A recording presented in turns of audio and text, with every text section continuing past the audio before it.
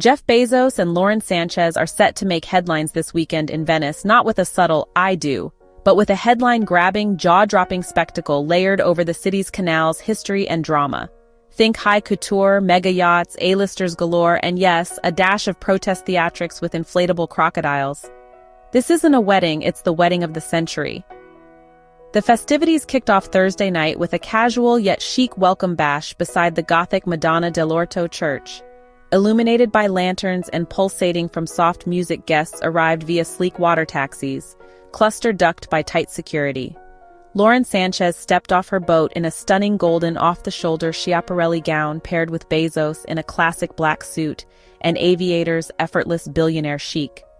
As the evening progressed, thunderous applause rang out just before a sudden downpour sent everyone scrambling under umbrellas. Dramatic, but oh, so Venetian.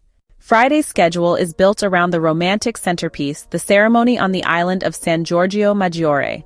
The basilica, set against the skyline of St. Mark's Square, will host a black tie affair where Lauren will walk down an aisle probably decked in white petals. Matteo Bocelli, son of legendary tenor Andrea Bocelli, is expected to serenade the couple with his voice echoing across the lagoon. If there's one thing a trillion-dollar wedding can't skip, it's an all-out party. And Saturday is where the extravaganza peaks. Originally planned for the glamorous Scuola Grande della Misericordia, protests from activists and residents forced the couple to shift the venue to the fortified medieval Arsenale shipyard. Imagine medieval dockyards reimagined as a dazzling evening gala, dramatic lighting, top-notch security Murano glass installations, a live DJ set rumored to feature Kygo, and possibly even a Foam or Great Gatsby-themed twist. Oh, and Lauren's got a wardrobe change for every hour. 27 designer looks across the weekend to channel her inner bride royalty.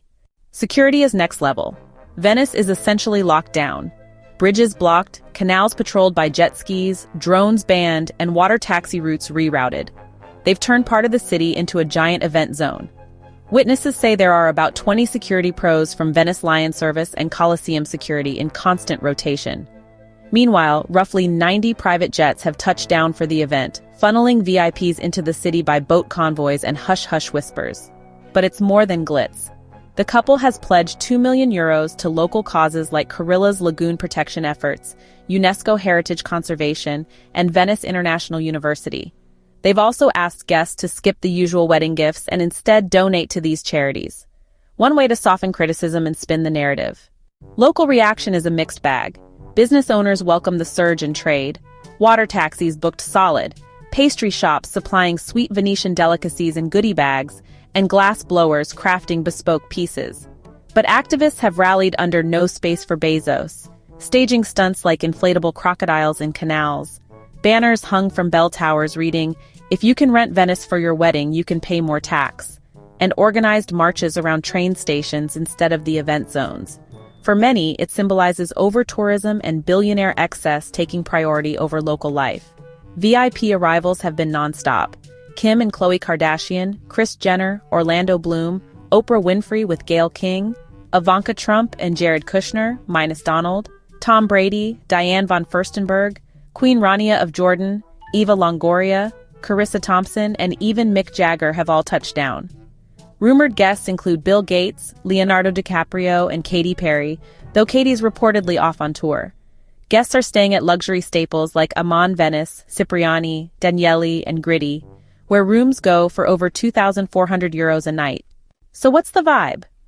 If you grabbed a gondola ride, you'd see a city turned into a blockbuster set.